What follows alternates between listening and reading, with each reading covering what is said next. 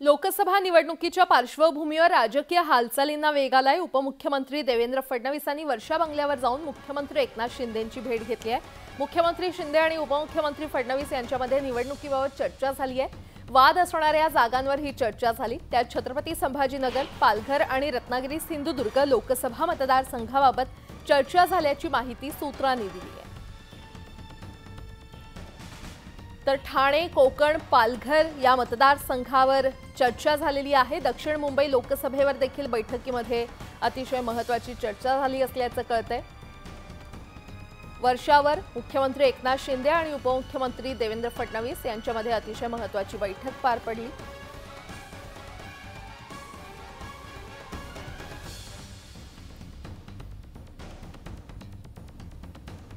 तर वाद असणाऱ्या जागांवर बैठकीमध्ये चर्चा करण्यात आलेली आहे। मुख्यमंत्री एकनाथ शिंदे आणि उपमुख्यमंत्री फडणवीस यांच्यामध्ये निवडणुकीबाबत चर्चा झाली आहे। वाद असणाऱ्या जागांवर ही चर्चा झाली। त्यात छत्रपती संभाजीनगर, पालघर आणि रत्नागिरी सिंधुदुर्ग या लोकसभा मतदारसंघांबाबत चर्चा झाल्याची माहिती सूत्रांनी दिलेली आहे।